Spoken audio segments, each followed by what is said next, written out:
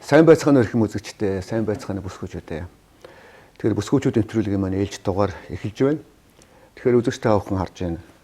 Манай их хурлын цөөнхийн цөөнх уран гишүүний нэг оюун гишүү өнөөдрийн манай дугаарт орж байгаа. Тэгэхээр үзэгчид бол бүгдээрээ мэдж байгаа л да одоо энэ нэвтрүүлгийг хөтлж гисэн цагаас хойш бүсгүүчүүдийн оролцоог төрд нэмэгдүүлье гэдэг сэдвийг бол бараг л дугаар алгасахгүй дуурдаг. Тэгэхээр өнөөдөр бодлоо яагаад энэ нэвтрүүлэгт оюун гишүүн орсон түүхийг би нэг ярьж игээл да. Манай Элбэгзээ ягаад Доронтой аймгийн сэтгүүлч бүсгүй байгаа. Тэгээд Доронтой аймагт бол хоймор гээд ирчүүдэд зориулсан нэвтрүүлгийг хөтэлдэг. Би бүсгүүчүүд зориулсан нэвтрүүлгийг Улаанбаатарт хөтэлдэг. Доролт аймгийн угшилтай гэх юм одоо их олон бүсгүүчүүд байд юм ба шүү дээ. Сэвэн жогоогоос хэсүүлэл тийм ээ. Тийм тэгээд тэн зунд бол өөрөө чинь нэр явж байсан. Танай аав Доронтой аймгийнх уу тийм? Аав Доронтой аймгийнх Ташбалбар сумынх. Тэгээд ер нь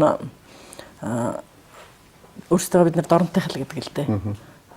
Эмээ өвөө тэгээд манай зориг ах бас Доронтой аймгаас сонгогдож исэн. 2 удаа. Би бас Доронтой аймгаас 2 удаа сонгогдож исэн.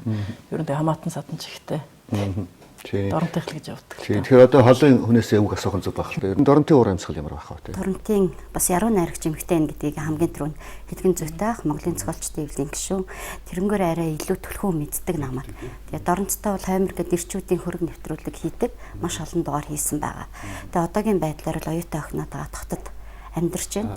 Бас энэ хугацаанд сэтгэл зүйч гээд тэрнгөр л ажиллаж байна. Энэ нэвтрүүлгийг дугаар алгасгалгүй үздэг. Бүсгүй хүний хувьд тийм ээ. Эмэгтэй хүн бол ерөөсөө бүх юмны эхлэл байдаг учраас гэдэг утгаараа. Тэгээд өнөөдөр бас их хурлын гишүүн, оюун гишүүнтэйгээ орж байгаадаа маш их баяртай байна. Шинэ одоо ингээ харахад бол төрхийн тухай бол одоо хэдэн жил яриа тийм ээ. Яриалаадаг ерөөсөө төрөх баригддаг бай. Цэцэрлэгүүд одоо ерөөсөө нэмэгддэг бай. Сургууль болгон их 3 ээлжтэй. Гэхдээ энэ ч одоо хайшаа болцсон. Та нар одоо дунд нь 3 гишүүн байна уу гэн тий. Энэ сэдвийг ярихаар юу яагаад гэдэг юм? Эмэгтэйчүүд бол ярьдаг. Яг сая одоо 2 сарын сүүлээр улс төрийн намуудын эмэгтэйчүүд цуглараад одноо ус байсан тийм ээ. Маш тийм идэвхтэй алуу ярилцлага боллоо л доо. За эмэгтэйчүүд оролцох нь зүйтэй улс төрд олноороо оролцъё. За тэгээд бид нар илүү боллоо гэд тоон нэмэгдлээгээд юу өөрчлөгдөх юм бэ гэдэг асуултыг өөрсөндөө тавьсан. 3 биш 30 болвол юу өөрчлөх бид яг юу өөрчлөх гэдэг юм бэ гэхлээр тэг сэдвээ сонгоход бол яг өөрөө чи хэлж байгаа төрөх эмнэлэг, цэцэрлэг, сургууль. Эхний ээлжинд энэ хүүхдийн төлөө бүгдээр хамтрая гэсэн тунхаг гаргаад олуулаа болох юм бол аль намаас гарахаас үл хамааран энэ 3 асуудал дээр энэ хүүхдийн төлөө энэ 3 асуудал дээр бүр хувьсгал хийя гэж хоорондоо ярилцаж амлалт авсан байхгүй. Их хурл дээр бол оюун хорол гишүүнч, ариун гишүүнч бид эмнэлгүүдийн асуудал дээр нэлээд их дуурдаг, нийгмийн хамгаалал, даатгалын асуудал дээр нэлээд их дуурдаг. Өрх толгойлсон эмэгтэйчүүд за би сүүлийн үед бас хөгжлийн бэрхшээлтэй иргэдийн асуудлаар хууль бас өргөн барьж байна хүүхдүүдтэй, хөгжлийн бэрхшээлтэй хүүхдүүдтэй холбоотойгоор. Энэ бол зүгээр ирчүүдийн нэг эрэгтэй эмэгтэйчүүд нэг нь сайн, нэг нь муу гэдэгтэй биш юм байна. Зүгээр л нөгөө тэр хүмүүсийн онцлог юу вэ гэхэлэр онцлог нь юу вэ гэхэлэр ирчүүдийн сонирхдаг асуудал нь арай өөр. Макро эдийн засаг. За мөнгөний бодлого, уул уурхай, дэд бүтэц, эрчим хүч гэх юм уу зүгээр сонирхдаг асуудал нь арай өөр гэдэг байхгүй. Эмэгтэйчүүд болохоор яг цэцэрлэг, сургууль, эмнэлэг, ахмадууд, хүүхдүүд гэдэг асуудалд илүү их анхаарлаа хандуулдаг. Тэгээ нөгөө их хурл дээр чинь бүх асуудал 95% нь эрчүүдийн өнцгөр, эрчүүдийн нүдээр харчихлаар чинь нөгөө асуудлууд ингээд өөр ирэхгүй хаягдаад, өөр ирэхгүй цөөнх болоод дуу хоолойнд багасаад шийдэгдэхэд нөгөө олонхтой ингээд харагдаад байдаг байхгүй. Тэгэхээр тэр заах нэг талдаа мэдээж аль аль нь тэгш оролцох ёстой, аль аль нь шийдвэр гаргах төвшөнд оролцох ёстой гэдэг тэгш ёсны асуудал ч гэсэн. Нөгөө талдаа бол зүгээр л улс нийгмийн өмнөөс гарч байгаа шийдвэрүүд зөв зохистой гарья. Тэгээд их зөв шийдвэрүүд гарья. Тэнцвэртэй шийдвэрүүд гарах юм бол зүгээр аль аль нь л оролцох ёстой юм билээ. Бүх асуудыг шийдэхэд 2 эрэгтэй эмэгтэйгийн л тэр өнцөг тэр 2 нүдээр харах ёстой юм байна л. Тэгэхгүй бол дийлэнх нь зөвхөн нэг өнцгөөс харчихлаар маш олон асуудлууд ингээ орхигдчихдаг байхгүй тийм. Төрөлд 50% нэмэгдсэн байгаа байхгүй юу? Монгол улсад. Сүүлийн хэдэн жил? Одоо 2004 онд 47 мянган хүүхэд төрж исэн. Өнгөрсөн жил 70 мянган хүүхэд төрсөн. Тэр ингээ бүр асар их хурдтай өсөөд. Тэгээд за гэтэл нөгөө төрөх эмнэлгүүдийн орны тоо 50% нэмэгдээгүй. Эм цэвэрлэгч нарын тоо 50% нэмэгдээгүй. За нөгөө төрөхт чинь маш их ачаалттай, маш хүнд байна гэдэл бид нар сонсдоо. Нөгөө 5-6 жилийн өмнө эхэлсэн тэр хандлага чинь одоо цэцэрлэгүүд рүүгээ хальж ороод одоо бага анги руу хальж орж эхэлж байгаа байхгүй юу. Тэгэнгүүт өөрөө чи хэлснээр цэцэрлэгүүд чинь улсын цэцэрлэг хөвгт оруулахад маш хэцүү. Оруулсан ч гэсэн нэг ангид 50 60 хүүхэдтэй ангууд хоёрхан багштай маш их байгаа гэж байгаа байхгүй. Тэгээд нөгөөт ч одоо 1-р ангууд руу 2 3 ээлж иргээд. Тэгэхээр энэ асуудлыг бүр эмэгтэйчүүд олон болох юм бол бүр заавал шийднэ.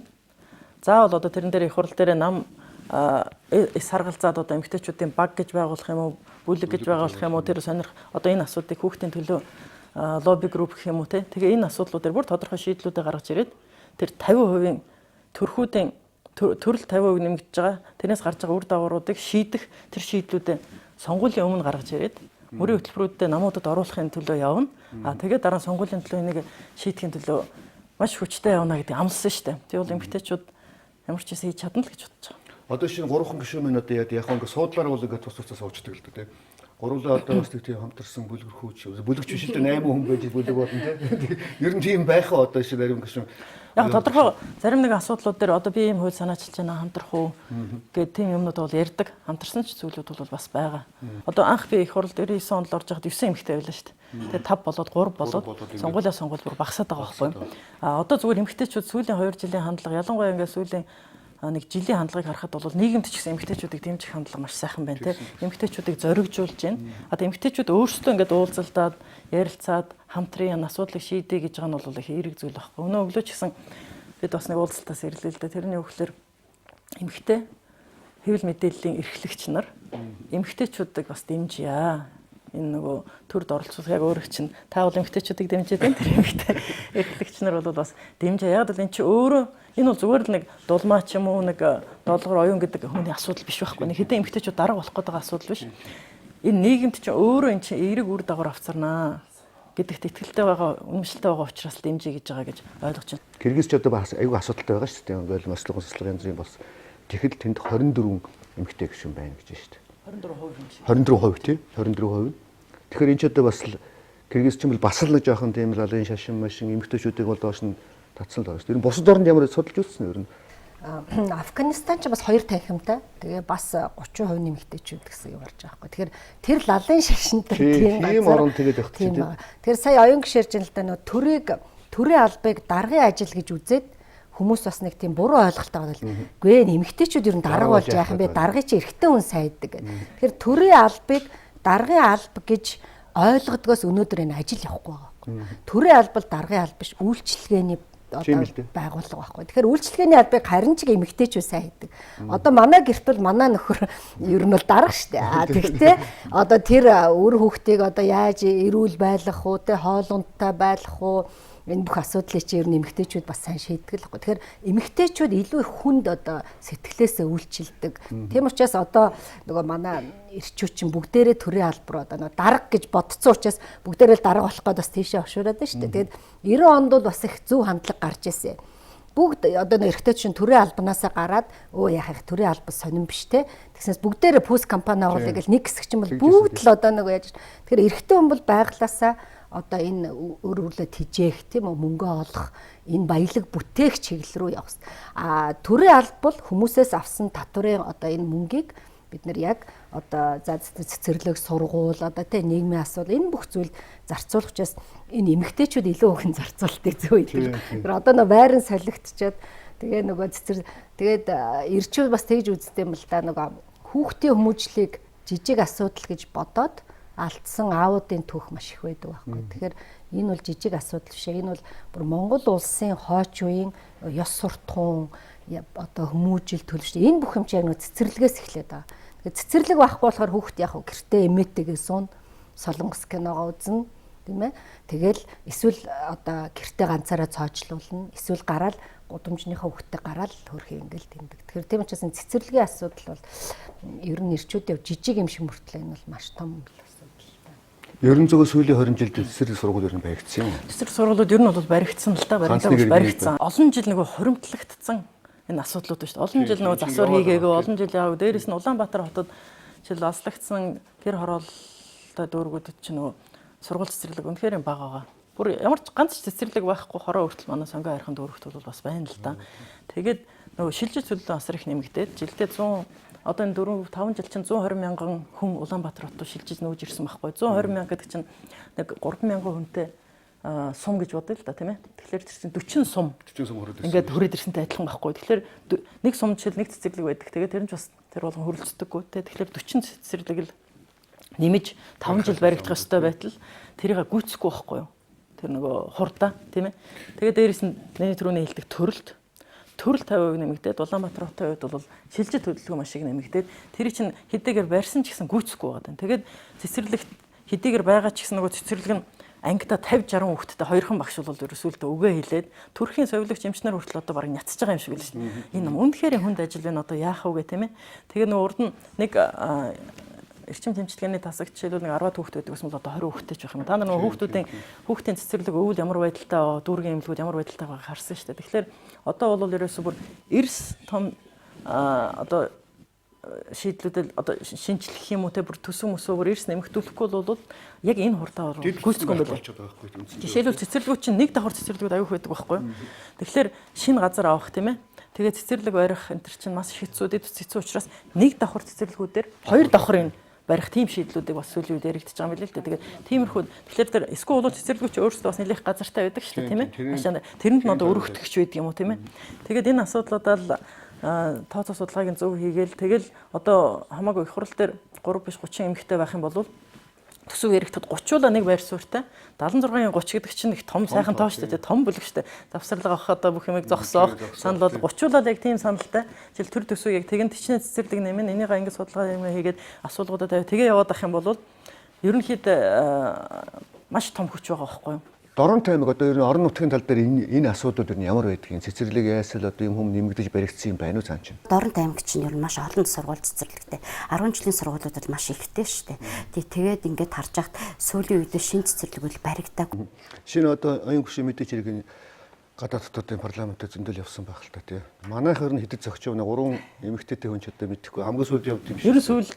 Ер нь сүүл мөшгөж байгаа шүү дээ. Сая олон улсын парламентын холбооны хуралд хурлын дарга дэмбэрэлтэй өнгөрсөн номер нэг хуралд оролцсон л та. Тэр ингээд хан дээр маш том плакат.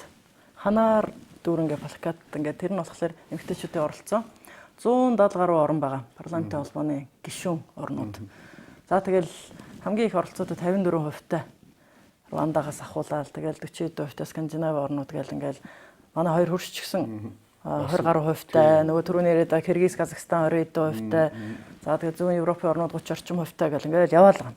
За нөгөө Монгол байна уу гэл яваас ханы дагуу ингээд алхаад яваад байгаа шүү дээ. Тий, яваал байдгүй Монгол байдаг яваад байдгүй. Бүр тэр мохорт. Сүүлийн нэг 10 оронд дотор. Тэгээд тэрэн дотор нь за Оман, Саудын Араб нэг хэд хэдэн орны дээр явж илээ. Тэр бол зүгээр бас уламжлалт түүх соёлоосоо болоод ер нь заавал эмэгтэйчүүд нэг тэгэж тэгэж давамгайлж байгаагүй л тийм л орнуудын ер нь арчлалын хувьд бол Монгол аюул хурагшилсан их дэвшилттэй болцсон гэж бид нэр ярих дуртай боловч яг энэ үзүүлэлтээр дандаа сүүл мушгаал тэгэл тэр үзүүлэлтээр шууд доошо татагддаг шүү дээ. Тэгээд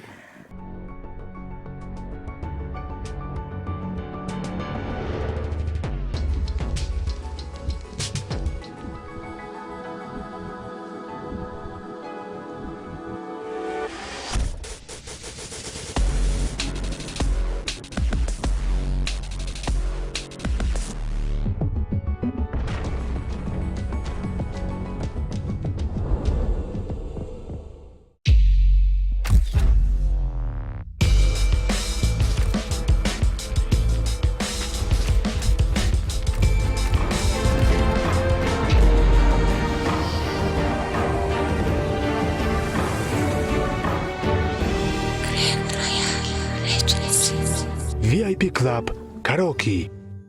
Every night is Friday night. Алуу өрх гэр чинь ээж нь байна, аав нь байна, өөрсдийнх нь үүрэг нь байна, хариуцлага нь байна тий. Тэгэл хүүхдүүдтэйгээ тэгээд элэг бүтэн ингээд гэр бүлээр байхад чинь л асуудал бүгдээрээ зөв аятайхан шийдэгдээ, зөв зохистой шийдэгдээд явна штэ. Тэгээд аль нэг нь л байхгүй тохиолдол бол бас л зөндөл асуудалтай л байгаа штэ. Тэгэл Одоо шинэ бодож байгаа юм. Би энэ дээр нэг нийтлэл үцэлтэй тэнцвэрөө зохицолгээд тэгээд би бол яг зүгээр нь шууд бид нар ингээл тэгш хэрэгтэй авах хэвээр та нарын юм жанж бидний тэрийг бол би нэг ярих дурггүй л дээ. Ерөөсөө бидний энэ зохистой харьцаа алдагдаад байна. Сургуульд ч тэр одоо бүх бусад салбарууд ч тэр.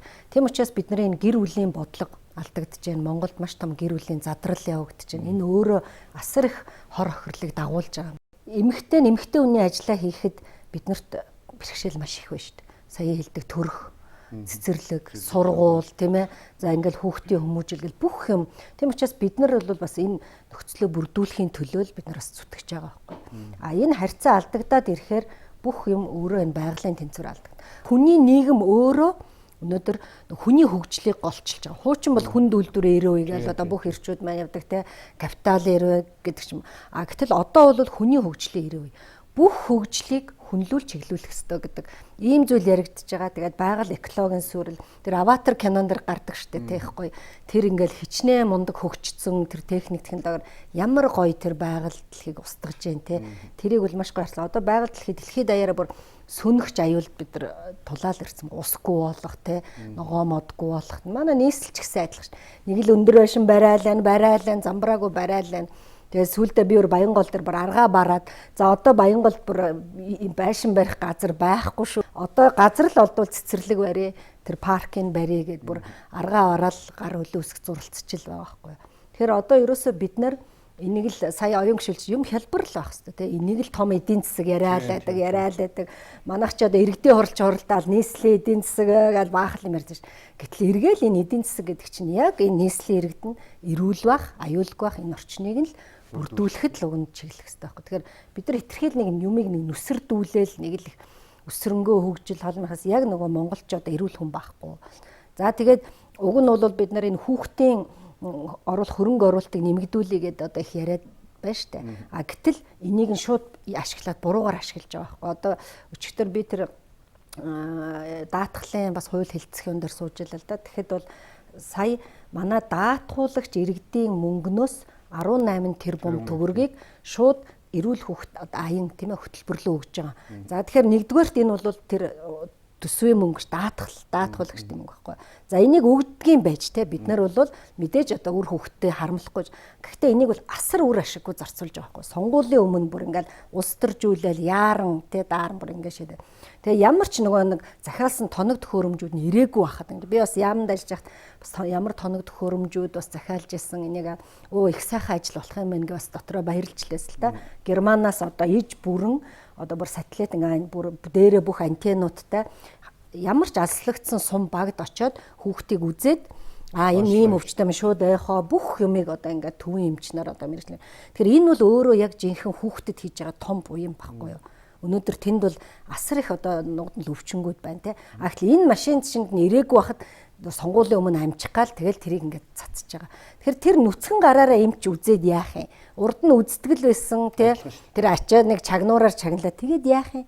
А гэтэл ингээд үр ашиггүй хүүхдийн нэрээр ингэж улс төр хийдэг, хүүхдийн нэрээр бизнес хийдэг. Энэ бол өөрөө асар их муухай тийм сөрөг үр дагаврыг л авчирч байгаа. Одоо ингээд төсвийг ингээд аймагуд тойрлно гэж болчихлоо шүү дээ тийм. Гэхдээ тэгэхээр эн чинь баахан хөшөө нэмэгдчих юм шиг шүү дээ. Одоо би нэг тийм бодоод байгаа. Сүүлийн үед одоо нэг энэ тэнтгүүлэн бурхан барьдаг хөшөө байдаг л нэг ийм юм бол одоо ерөөсөө хамаг мөнгөчийн хөшөө болоод байгаа юм биш үү?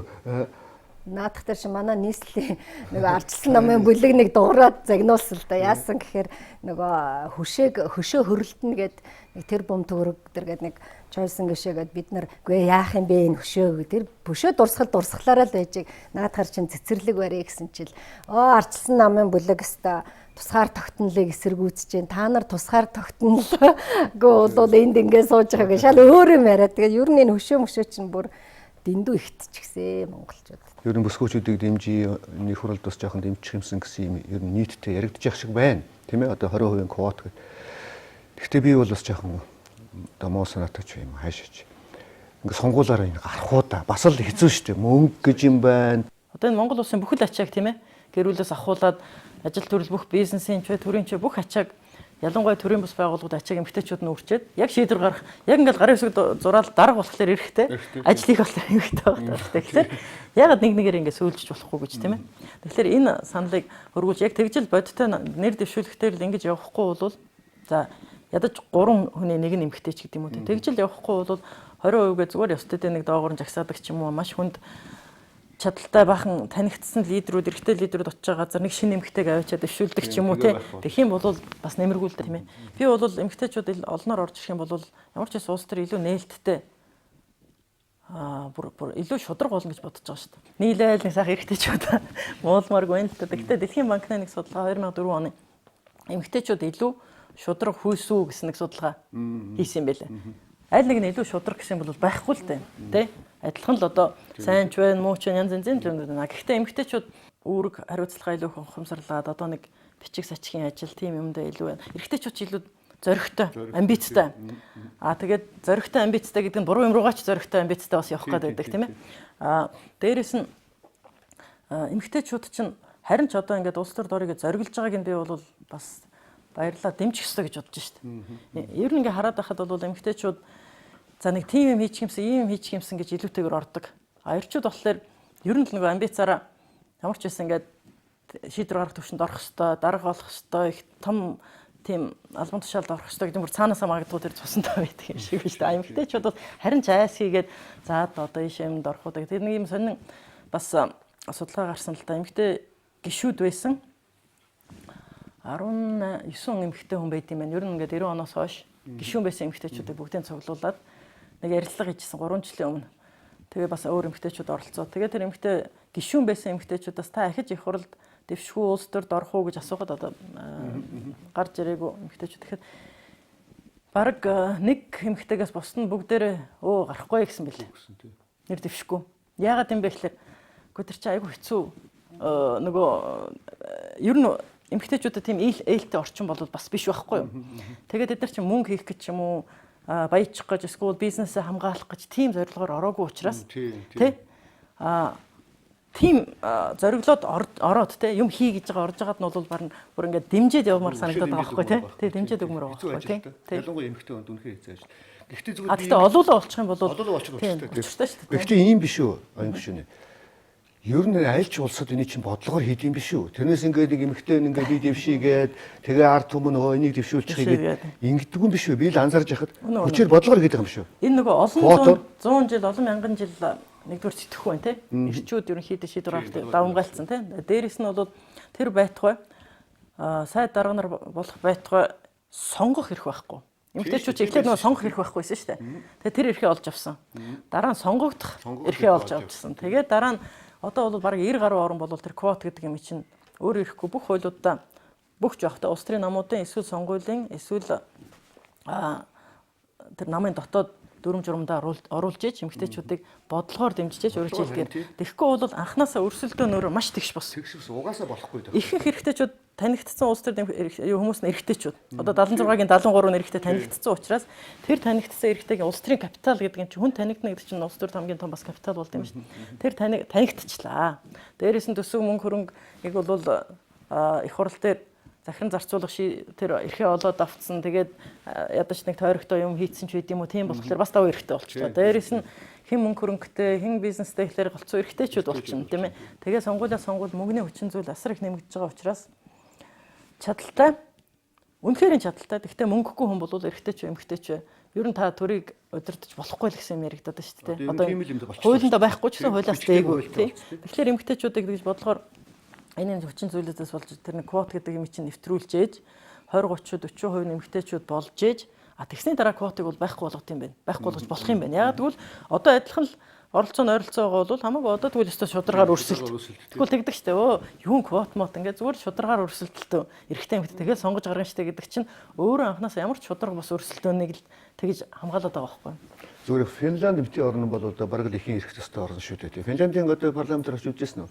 Зөв Финландын 60 гэж би сонссон үү? Финландын ерөнхийлөгч ирсэн. Эмэгтэй. Эмэгтэй шүү дээ. Ерөнхий сайдны эмэгтэй. Тийм 45% гэж би сонссон. Тэгээ тэр ерөнхийлөгч одоо яг хугацаанд дуусаад дуусч байгаа. Ер нь бол спикер нэмэгтэй, ерөнхийлөгч нэмэгтэй, хэдэн сайдын чөлөө нэмэгтэй, эмэгтэйчүүд нь давмгайлцсан. Өнгөн дээрх эмэгтэйчүүдийг ингээ бүх зүйлийн тэгш хэрэгтэй гэдээ манайх чи ингээ тунхагласан байна. Гэхдээ энэ хуулийн дандаа голцоо тунхагийн чанартай байгаа байхгүй. Эхнэр нөхөр хоёр салахад хүүхдэд эцгээс нь одоо их нь хүүхдээ аваа явахад эцэг нь өөрийн цалингаасаа төлөх мөнгө байгаатай аль юм. Тэгэхээр энэ бол хууль нь байгаа. Эмэгтэй хүн тэр авах эрх нь бол байгаа. Гэхдээ эцэгт нь өгөх үүрэг нь байхгүй. Үүрэг нь. Тэгэхээр нөгөө 2% нь авч чаддаг гэж байгаа байхгүй. Тэгэхээр яадгүй хэр нөгөө эмэгтэйчүүд чинь хууль нь байна сайхан хуультай. ингээ аксерны эцгийн нөгөө энийгээ биелүүлэх үүрэг хариуцлага нь байхгүй учраас ерөөсөө өгдөггүй. Тэгэл нөгөө эмэгтэйчүүд өөрхий завгүй байж та тэрийг өөцөлтөөл явна те. Тэрийг нь тоож байгаа чамтай алга тэгээд ингээд сүулдэ бүр залхаал тэрийг ингээд хайчиж байгаа. Тэгэхээр нэгдүгээр эмэгтэйчүүдийн бүр хитрхи юм жоохон тунхгийн чарт. Хоёрт энэ хууртагдаад байна уу гэж бод. Үгүй эмэгтэйчүүдэд дэмждэггүй штэ гэх те. Тэгэхээр манай зарим эмэгтэйчүүд бас эмэгтэйчүүдэд хараад их тийм хит их төгс хүнийг хайгаад байгаа юм уу гэж би боддیں۔ Жишээлхэд одоо нэг юм нэг сумын дарагч юм нэг багнаар эмэгтэй байгаа л ингэхэд хүмүүс нарж галээ чадахын өрхий те юу гэдэг навсгар байна ч гэдэг юм эсвэл хитрхээ тарган юм ч гэдэг юм эсвэл энэ боловсралгүй юм ч гэдэг юм уу те эсвэл энэ одоо нэг одоо манай энэ эрэгтэй даргатай харьцуулахад одоо сайн гоё ярьж чаддгүй мэн ч гэдэг ингээл нэг бүх зүйлийг ингээл нэг төгс юм хайгаад идэг. Тэгээд эргээд бид нар эмэгтэйчүүд маш хохироод байгаа. Тэгэхээр тэр хүнд сэтгэл байна уу те тэр зүтгэл байна уу эмэгтэйчүүдийнхаа төлөө тэмцэж чадах л бол тэр заавал одоо ингээд нэг төгс ингээд хүнийг бас сайгаад ах шаардлага. Тийм эрэгтэйчүүдийг өөг нэг баг хардаг гэнэ. Харин тийм байна. Эмэгтэйчүүдийг болох тийм. Их олон юм хардаг гэдэг тийм. Нүдэн ч тийм ингээд идэг. Ерөн зүгээр энэ яхад ивэл дээрээс нэг хүний нэг эго гэдэг нэг ахтар юм байна шүү дээ. Энэс үүдэлтэй те. Тэгэхээр яхад заавал ингээд за ямар нэгэн их хурлын гишүүн болно одоо энэ гишүүн гэдэг юм ингээд болохоор зэрэг чинь одоо миний хувьд том дарга хүн болчлоо шүү дээ. Тэгэхээр нэг ярих хүн нэг дуртай биш те. Энэ хүүхэн одоо надаас дээр байгаад миний хуулийг өмнөөс нь гаргаад тэгэнгүүт нэг өөгөө ярьж эхэлдэг те. Олон зуун жилийн сэтгэхгүй байгаа байхгүй те. Тэр нөө сэтгэл дотор байгаа нэг нөө эго нь хөдлөд байдаг те. Энийгээр би заалгаад ахтай яа гэсэн бодол төрөл тэгэл өө хайгаад эхэлдэг те. Нэг тийм л юм байгаад багш. Зүгээр яг хуу одоо ингээд бас сунгуулж ойртож байгаа нь зүгээр яг хуу энэ нэвтрүүлэг чинь би нэг ирчүүд надад дургу болох гэж. Тандал өсгөчүүдийг л өмөрөө. Эмэгтэйчүүд өөрөө үлгэр жишээ болно шүү дээ. Ийм л нэвтрүүлэг хийгээд байдаг болсон. Зүгээр энэ дээр үзэгчтэй хандаа хэлэхэд бүсгүүчүүд минь одоо нэг цөөхөн хэдэн бүсгүүчүүд гарах юм бол тэрийг бүгдийг дэмжээрэй. Бүгдийг дэмжээрэй. Би тэгж хэлээд байгаа байхгүй юу? Ягаад гэвэл явсаргал нь 20% дээр очиж шүү дээ. Тийм биз дээ тийм. 20% дээдлэн. Дээдлэн шүү дээ. Тэгээ 20-лугаа хүрээч өгөөч үү тийм. Тийм болохоор зөв бүгдийг дэмжиж өгөөч. Эмэгтэй хүн байвал бүгдийг дэмжиж өгөөч гэсэн бодлоо байгаа байхгүй. Нэрээ 3 хүн эмэгтэй гишүүнтэй парламентад орон Монголоос байхгүй шүү. Тэр хэллээ шүү дээ энэ гишүүнтэй. Ингээ явсаар байгаа тэр мухар 170 дээр явж ийлээ гэдэг. Тэгэхээр энэ дээр дэмжиж өгвөл их олон юм л өөрчлөгдөх болов гэсэн бодлоо байгаа юм да. Зайхавтай мэдээж хэрэг намын бодлого гэж байлгүй л яах вэ тийм ээ одоо уулуурхаа гэж янз бүрийн юм ярьж байгаа юм байлгүй л яах вэ. Гэхдээ эн чинь нэг ганц би эр хүн айл аваа явдаггүй үстэй тийм. Яг л энэ шүү дээ. Ялгаагүй шүү дээ тийм. Эхнэргүй байвал яах юм бэ тийм. Ийм л юм болчиход байгаа байна. Тэр шин салхи оруулъя гэж бодож иж болох хүмүүстэй. Тэр нь бол тэртээ дөрөв эмэгтэйчүүд байхгүйтэй адилхан учраас олон эмэгтэйчүүд орж ирчих юм бол тэртээ дөрөвд чинь шинэ л хүн болно шүү. Шинжлэгдэж шүү дээ. Ер нь тэгээ нэг бас жоохон салхи оруулж яхад бол гэмгүй шүү. Яг зүгээр гадуур ингээд судалгаа юм харахад л бас ингээд 20 жил одоо ингээд парламент суусан хүмүүс байна. Ингэж эднээс алхаж байна. Одоо хоёр нам нийлээд нэмэргүй болж байдгийн байна гэж янз бүрийн яриад байгаа байхгүй. Тэгэхээр эндээс чинь энийг одоо болиулъя гэсэн бодол манай монголчууд ч сонин шүү дээ. Эрт сонголт хийчдэг. Аль хэзээ хийчдэг тийм. Оронд нь хэнийг тавих вэ гэдэг. Эмэгтэй хүн тавил та. Тэгэл болоо шүү дээ. Тэгэл өгчих байхгүй. Шинжлэл цус солилболт шүү дээ тийм.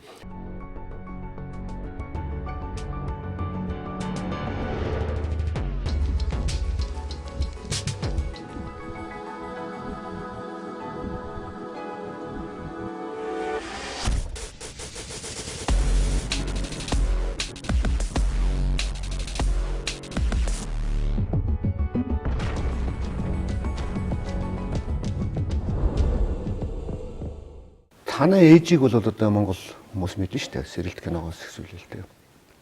Яг одоо бас бурхан болоод хэдэн жил болчлаа тий. Ээжийнхэн тохиолж явах юм ярихгүй. Ер нь багад нь одоо шинэ сэрэлт кино тоглож явах юмыг одоо мэдхүү одоо их мэдчин тий. Тэг. Манай ээжийг ихэнх нь сэрэлт киноны орс эмчээр мэднэ. Тэгвэл яг амьдралын нь бол тэр болгон бас мэдэхгүй л дээ. Нэг орс эмчил гэж мэддэг болохоос биш. Манай ээж өөрөө бол орсоор сайн ярихгүй. Царийн л орс болохоос бүр багада хэдхэн сартаа Монгол айлд өргүүлсэн. Бас их амаргүй амьдралтай байсан. Яг гэвэл манай ээжийн төрсөн аав Орс өвөө Шимуков бол бас их нэртэй газар зүйч Монгол судлаач маш мундаг хүн байсан л да. Тэгээ харамсалтай нөгөө 30-аад оны сүүлэрч яг эд хэлмэгдэлд явуулж явах үед манай өвөө баривчлагдаад тэгээ манай ээж дөнгөж төрөөд удаагүй байсан.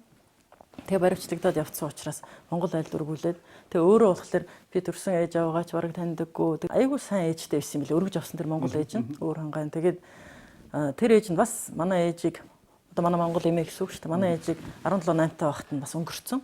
Тэгээд өөрөө их сайхан сэтгэлтэй л дээ манай ээж. Тэгээд Монгол айлд өссөн учраас юм л Монгол сэтгэлгээтэй зүгээр харгалсан царийн л орс болохоос биш. Тэгээд өөрөө эмч байсан, хүүхдээ эмч. Анагаахын дундад олон жил багшилсан. Анагаахын дунд гэж их сайхан совилгчийн сургууль гэдэг сайхан сургууль хэлээ шүү дээ. Тэгээд хөрхи бас манай аав ч гэсэн манай ээжийг нэлээд ээж нэг 40 гаруй настай байхад манай аав бас өнгөрцөн л дээ бурхан болсон. Тэгээд ер нь арай нэг гайгүй бас нэг болж итэл манай ах бас сорлогдоод ер нь тэгэл амаргүй амьдралтай байсан л да манай ээж. Тэгтээ бол их сайхан сэтгэлтэй тэгээд биднийг бол их сайхан хүмүүжүүлсэн. Тэгээд Монгол тэр өргөж авсан ээж байгаа л их бас ярьдаг байсан. Их сайхан хүн байсан шүү, сайн хүн байсан шүү. Манай үзэгчид бүгдээрээ л тэгж боддог байх л. Би бас ингээл ээж чагаал их өрөвдөг байхгүй ингээд. Өнгөрөхөөс нь өмнөх нь чинь 1 хоногийн өмнө л дээ нөгөө делегацийн гишүүн дээр очиод уйлж исэн шүү дээ. Тэгэл дараах нь өнгөрцөн. Тэгэл бас бодож байсан байхгүй. Ямар төвөөгөр одоо ингээд Орос хүн Монголд ирээд ингээд өргүүлээ. Тэгээд ингээд сүүлд нь ингээд нөхрөө алдаа, дараагаар нүрээ алдаад ингээд юм болдог. Би бас ээжийн тухай нэг асууя гэсэн бодол төрдгийн тэгэл байх. Ингээд би хардаг л да сэтгүүл нэртэй уулзаа сууж идэг. Ээжийн талаар нэг асууж байгаа харагддаг юм тэгэл. Сэрэл кинон тоглох чинь залуухан 21 2 тэл ирсэн. Оюутан тэр болгоо мэдхгүй. Тэгээд 56 7 нам. 56 тийм баха. Тэгээд маш мундаг одоо цэвэн жогоо байна тийм манай дордын маш мундаг жүжигчтэй тоглосон учраас миний жүжигчин гэж байх вэ? Зүгээр энэ хэдийгээ дагаал тэгэл жүжигчин аюу яатсан сайхан тоглолцсон гэдэг тэрнээс бас яг сэрэл чинь одоо бол гардаг. Ээж чинь одоо ингээд өний сүлд нь үзчихээр юу гэж ярих вэ тэрийг хараад. Ээж юу? Тэгэл бүгдийг яриа шүү. Яг ингэж байгаа тэр зэвэн жугаа тэгсэн тэгээд намайг найруулагч загнаад уйлж чадахгүй болохоор шал өөр юмөр загнад юм байна л да. Одоо юу гэдэг тэгэн гут нь уйлангууд нь за одоо зураг аваарай гэж өнөдөр чинь залж яахгүй тэгээд яста сайн хүмүүс байсан. Тэгээд нөгөө Орос царайтай болохоор бас хөдөө Булган аймагт голцоо зураг авсан юм байл л да. Тэгээд айлуудаар явж ээжийг албаар Орос эмч гэж хэлээд албаар эмчлүүлж байгаа. За тэрэнд нь тийм өгөөрэй, ийм өгөөрэй гэж хэлчихээд тэгээ оронд нь харин нөгөө шимээ арх марх авдаг ч юм. Гой үйл явдлаа зөндөл болж исэн байлээ. Их сайхан байсан л гэж ярьдаг. Өөр кинонд тоглоогүй юу те? Тэр тоглоо чинь биш л те. Тийм л тийм. Өөр кинонд энэ харагддаг те. Ганцхан өөр эмч л те. Эмч багш. Тэгээ яг тухайн үед оюутан байхад нь л Орос царайтай жоохон нэг эмнэлгийн юм мэддэг л хүн хэрэгтэй болоод тэгээд пробнд ороод тэгээд таарсан те. Хэний найруулга гэдэг л энэ чинь найруулагч. Тэр Вангуан зохиол. Вангуан зохиол. Тэгээ жигжид гоо найруулсан. Жигжид гоо найруулсан баг шүү те. Тийм жигжид гоо. Тийм томчууд байсан юм бол. Ээж гиснээс танай ээж бас оюуны ээжтэй холбоотой. Түрүүн би нэвтрүүлэг мэтэр ярьж ирсэн. 1-р 10 жил төгссөн. Тэгээд нэг ангид тэгээд манай ээж нөгөө дээр их гоё зургнууд нь байдээ. Тэгээд нээж ингээд ахуулсан. Тэр үед чи хүмүүс их тийм студид очиж ихгүй зураг ахуулдаг гэсэн. За тийм уран сайхны студи. Тэр хүрэн зурагчийн өнгөтэйгөө бодвол илүү их олон жил байдаг их гоё. Тэгээд их студийн гоё засартай. Тэд нар их байд юм. Тэгэл үзэхэд яг тэр одоо үеийнээс таньдаг хүмүүсийн тий ээж. 1-р ангийн хүртэл зураг байдаг шүү дээ. Тий 1-р сургуулийн 1-р анги бүгдээрээ сууж байгаа. Хойдлон ч усан гоё зурагтай гоё зураг байдаг. Ер нь тэр эмгтээчүүд би бас бодлоо эмгтээчүүдэд дэмжих нэг хэрэг. Нөгөө талдаа бол эмгтээчүүд бид өөрсдөө яг одоо энэ улс орноо хөгжүүлэх ямар бодлого байгаа, ямар шийдэл байгаа тэрийг өөрсдөө гаргаж өөрсдөө бол өөрсдийнхөө хувьд эхлээд гаргаж ирэх хэрэгтэй тийм ээ. Гаргаж ирсэн маш олон эмгтээчүүд бол байгаа л да. Салбартаа мандалж байгаа эмгтээчүүд маш их байгаа шүү дээ. Тэрийг олон хүн маш сайн ойлгох хэрэгтэй юм байна. Тэ? Эмгтээчүүд тэрийг ойлгуулад бид яг ийм юм хийж чадна гэдгээр л их зөв ойлгуулж иж тэгжээж бас дэмжлэх хэрэгтэй байхгүй. Тэгэхгүй бол эмгтээчүүд чинь юм жоохон даруухан талдаа. Эмгтээчүүд тэр үе ингээд нэг бүлгийн хэмжээнд чинь бүлгээс илүү чинь болчих юм бол нам гэхгүй бүгдээрээ нэгдэл өр хүүхдийн төлөө эхчүүдийн төлөө бол ингээд хөдөлгөл байх л та. Тэгэхээр одоо ч гэсэн ингээд энэ сонгуул Монголын PR янз бүрийн юм дээр ч гэсэн би битгэж чаддаг байхгүй. Ганц ганцаараа явхад нэгдүгээр үнэтэй тийм ээ. Тэ хоёрдугаар хэцүү. Тэгэхээр гуруулаа дөрвөлээ ямар нам хамаатай юм бэ те.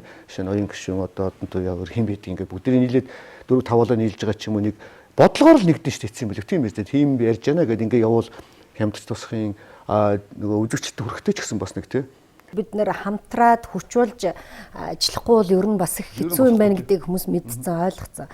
Тэгээд нэг хэсэг эмэгтэйчүүд санаачлаад манаас мөнхөөгөө энд оролцоод үндэсний эмэгтэйчүүдийн эвээ нэгдэл гэсэн ийм юу байгуулад энд бол ерөөсөө нам эвсэл хамаарахгүйгээр бүх намаас төлөөл байж болно. Хувь хүмүүс, эмч, багш те бүгд ингээд энэ холбоонд ингээд нэгдээд бас тодорхой их сайхан ажлуудыг хийж байгаа.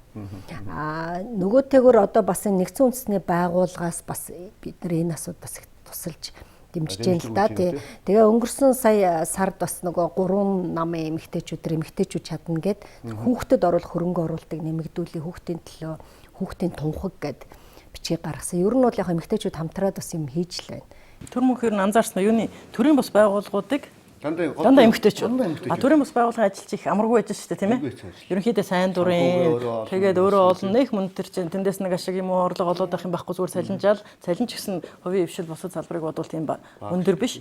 Яг нийгмийн төлөө ажиллаж байгаа тэр ихэнх төрийн бас байгууллагууд чинь дандаа эмэгтэйчүүд. За тэр одоо хүчирхийллийн эсрэг үндэсний төв байна, тийм танаа нэвтрүүлэг төрөө орж исэн. Тэр бол маш хэцүү ажил шүү дээ.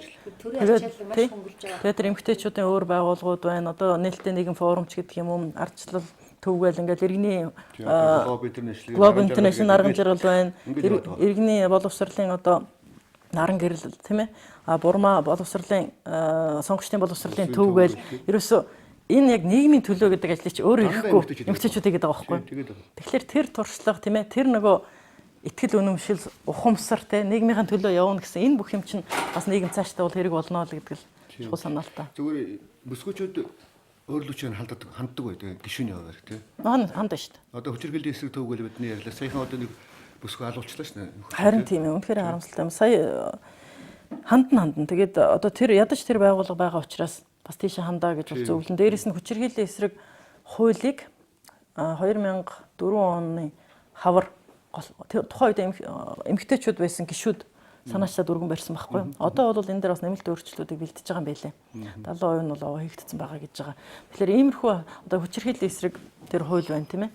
Тэгээд энэ түрүүний хэлээд байгаа нийгмийн халамж, нийгмийн чиглэл өрх гэртэй холбоотой хуулиуд төр голцуул ер нь эмэгтэйчүүд байна да. Тэгэл нийгмийн бодлогын байнгын хороо гэдэг тэгэхээр чинь бас л эмэгтэйчүүд. Анх л одоо 99 онд орж байгаа тухайн үед нийгмийн бодлогын байнгын хороонд дараа хулан байгаад тэгээд нийгмийн даатгалын шинжилэлээр тэг томоохон тогтолцоог шил хулангийн үед хийжсэн. Тэр анх бол 9 эмэгтэй байхад бол үнэхээр чадaltaй мундаг эмэгтэйчүүд байсан шүү дээ. Одоо инх туяа тий одоо нөгөө байгаль орчны санг хариуцаад ажиллаж байна. Хулан байсан, наран цэцэг тий. Тэгээд хин Отхон баяр хуульч хууль зүйн байнгын хорооны дарга байсан тийм ээ. Тэгээд Ганзи ер нь бол тэгэл их чадaltaй эмэгтэйчүүд яг тэнцвэртэй бус гэдэг юм уу? Өрсөлдөөнд эмэгтэйчүүд гарч ирнэ гэдэг чинь маш чадaltaй.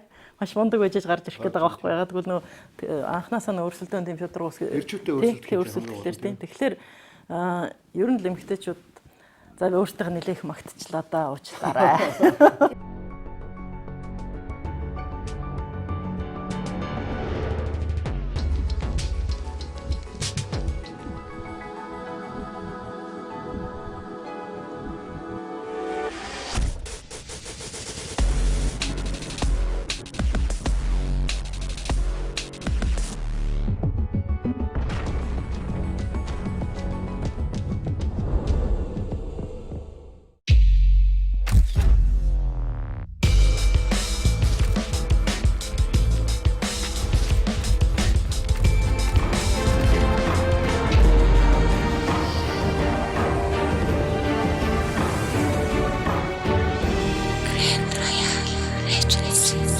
VIP Club Karaoke.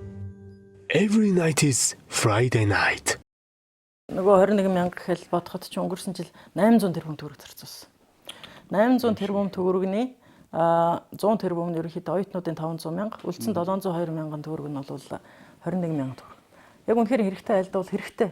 Гэхдээ нөгөө олон жил 3 4 жил одоо яриад бараг өлөг болчлоо одоо нөгөө баянд нь чадууд нь чирэгтэйд нь чирэггээд нь ажил хийсэнд нь чигээгүй чинь ингээ өвчлөлөр чинь олон нөгөө хоримтлагдсан асуудлууд чинь шийдэгдэх жоохон илүү мөнгө орж ирэхтэл тэр нь ингээ нэг бахан амарчгүй ингээ тараагдчихдаг. Гэтэл яг тэр 700 одоо 800 тэрбум төгрөгийн тал нь зээлээр орж ирсэн байдаг байхгүй. Тэ 5-7 нүүрсийг урьдчилж хямдхнаар зараад 250 сая доллар чөлөөж алкогоос China алког зараад ингээ яадаг. Тэрний урд жил нь оюут толгойн урьдчилгаа төлбөр.